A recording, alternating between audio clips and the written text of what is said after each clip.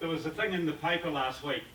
There was this really concerning headline, and what it said was, foreign drivers flunking Kiwi driving theory test, and it's concerning. The thing that concerns me most is that most of us wouldn't have passed it either if we'd been given the same test. I know that because I've failed it the odd time myself over the years. So what I'm going to say here is that there is somewhere, most of us got our licence years ago, all right? Some more years than others, not that I'm looking at anyone in particular, but some more than others. And laws change, you know, practices change. You don't know. If you haven't gone and got a different class of licence, you won't have looked at the road code for decades, probably, some of you, not so much the younger ones. So I don't get that. There is somewhere that you can go to brush up on this stuff, but first I just want to quickly run through some basics, just to give you an idea of the stuff that you might not know. All right. Now I've got a magic word, it's the F word. I'm going to ask Marie to advance on the F word. Okay, so F word. What's the legally required following distance at 50 k's an hour? What's the legally required following distance at 50 k's an hour? Is it the 2-second rule? Anyone who thinks it's a 2-second rule? Nah, not legally required. All right, it's not the law. The road code is a bunch of good ideas based on the law, but the 2-second rule is not the law. Now, to demonstrate, F word, the law specifically says at 50 k's an hour, you can't be any closer than 20 metres. Doesn't sound like much, eh?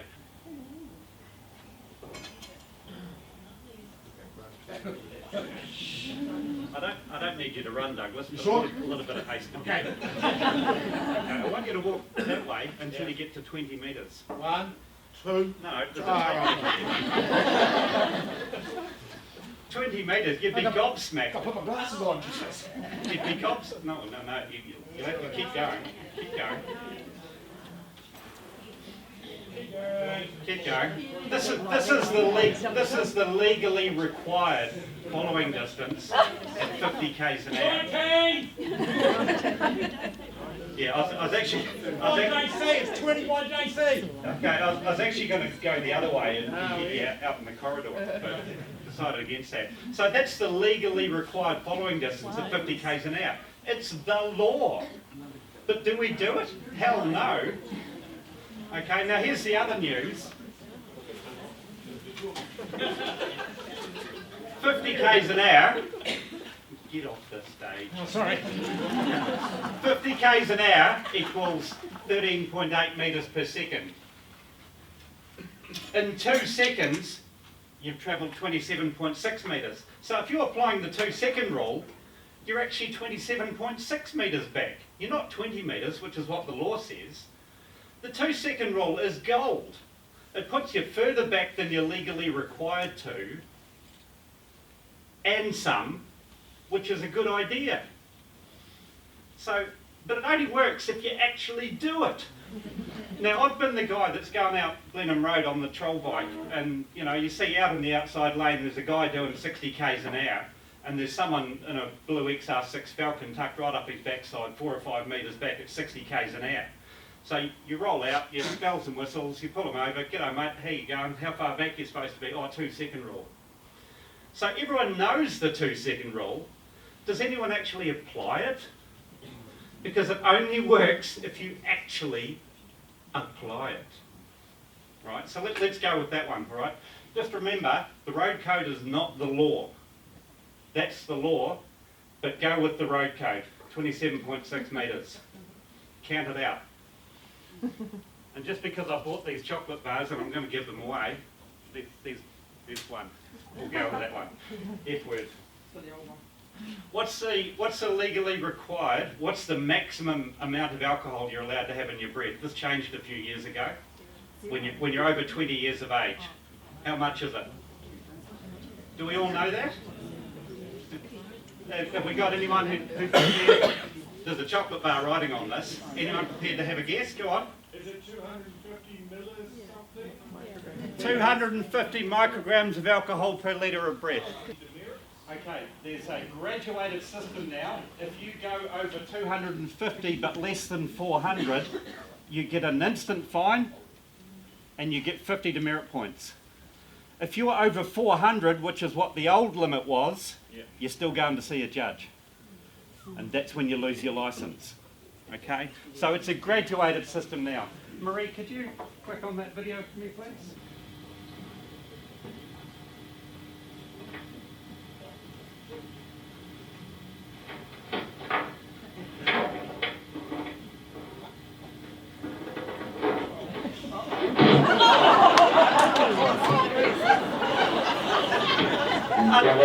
Undeterred, the cop carries on with the test. Put your hands on here.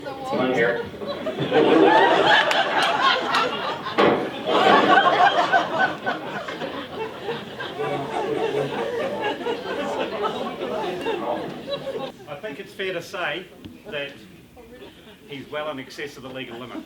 Okay.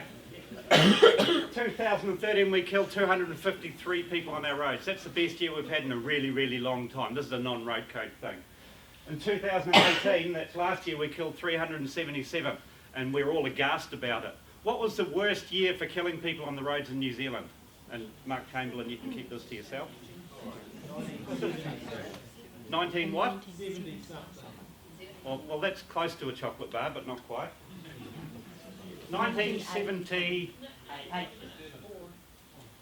Had us 3 south. No, it might have been 1974 actually.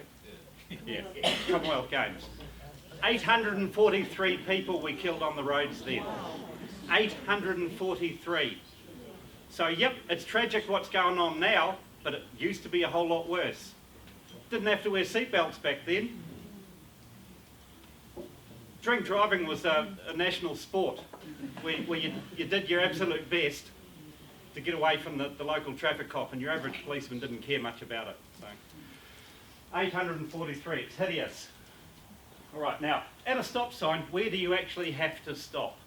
Does the law say anything about that yellow line on the road? I heard someone say yes. Aren't you allowed to inch forward if you can see to see?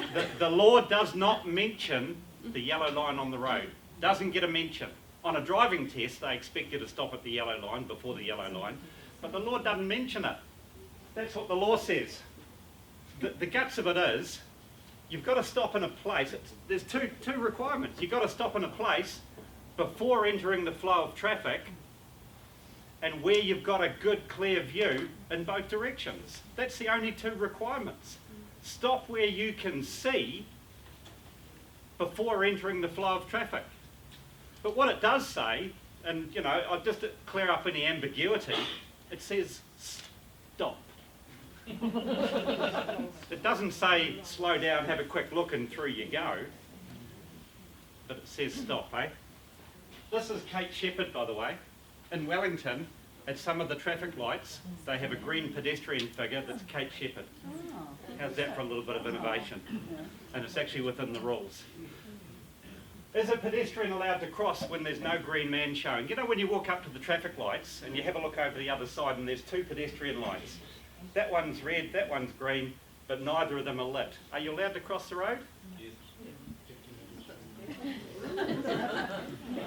Yes, you are. You are allowed to cross the road because there's this good old thing called common sense that says that you'll have a look and if there's no cars coming, you'll cross the road. Once you push that button and the red Kate Shepherd comes up, you're not allowed to cross the road because that's against the law. You're crossing against a red light. But when there's no red light there, you're good to go. The only thing the green one tells you is that there won't be any cars coming because when you've got a green phase, they've all got red lights.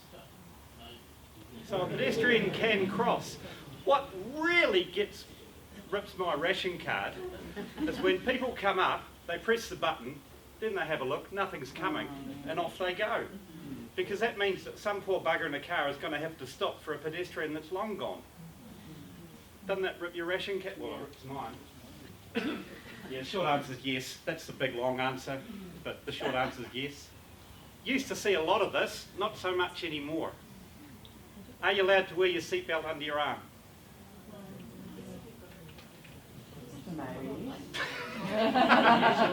Hey, look. Sorry? No, you wouldn't, but you'd be gobsmacked, and I'm going to be completely put this out there and be sexist. It's mostly women that did this, and that's because mostly they didn't know how to adjust the height of their seatbelts in their cars. All right, and it would, cut on their necks and, undo the makeup and all that sort of stuff. So absolutely, yeah, I mean, 21st century, I know, I'll get in trouble, but anyway, there you go. Okay, that's how it sits. I mean, this dude's sitting on the wrong side of the car. It's probably in America, I expect, but never, okay? Now, if you've wondered to yourself, I'm not quite sure about some of these things, then maybe it's time to go and have a look to refresh your knowledge of these things. Some of them are absolutely basic, absolutely basic. The good news is you can do it for free. F word. There's a place you can go and do that stuff for free. It's drivingtests.co.nz. If you've got a spare few minutes from time to time, just pop onto there, have a look. It'll open your mind. Firstly, it'll make you realise what you don't know, and then it might cause you to go and start looking for some information. There have been a lot of suggestions over the years that it would be a good idea when we go in and get our eyes tested every 10 years or so to renew our licence if we had to do a driving test. Do you know there's no political will to do that, because probably at least a third, if not half of the people that did that would fail? And then the next question is, what the hell do you do with all these people who have failed the driving test? Do you still let them drive? Do you let them drive home when they've got an expired licence? So that's in the too hard basket at the moment. One day that might happen. Around the world it does happen, retesting. It would cause us to have to go and look at these things. But out of the box of good ideas, go and have a look at these things and just update your knowledge on this. 5 minutes, once a week, easy as, and it's free. Okay, that's me done. Last chocolate bar. Last chocolate bar. Who needs it most? No one Just needs throw it. it. Just throw it.